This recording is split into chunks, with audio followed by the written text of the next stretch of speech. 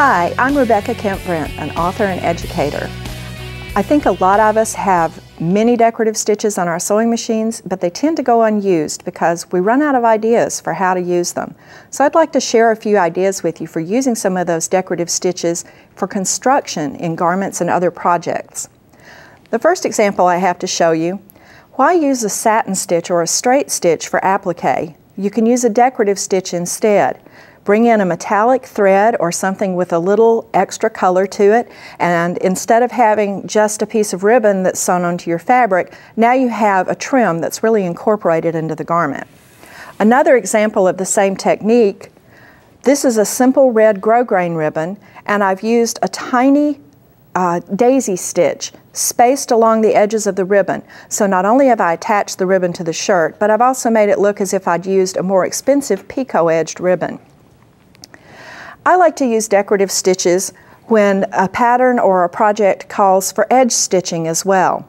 In this sample, I have used a buttonhole stitch, but you'll notice that I have flipped it so it's the reverse of the usual orientation.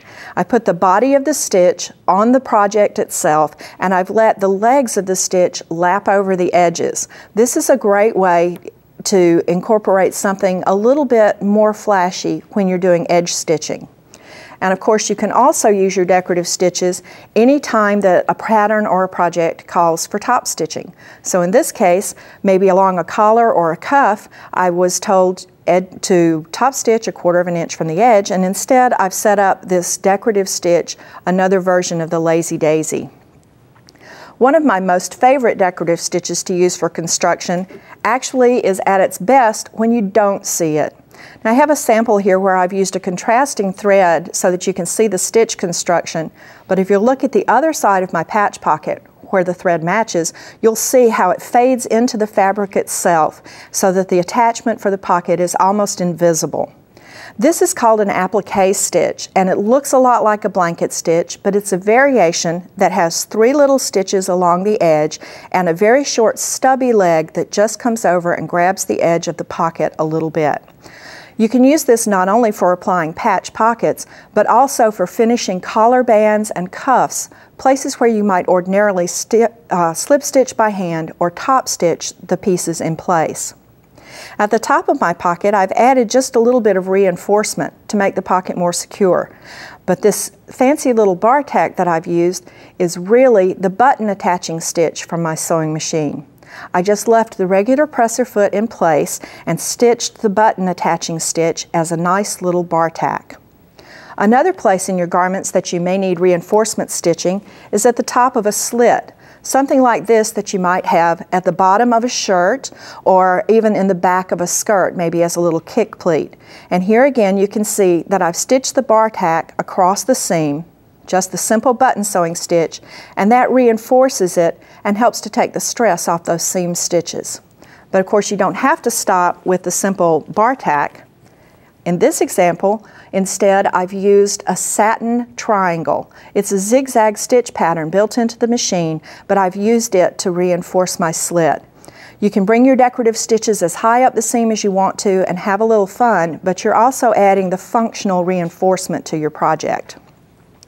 This particular sample was suggested to me by the name of the stitch on the sewing machine. It was called a Patchwork Stitch, so I wanted to see if I could really make patchwork with it.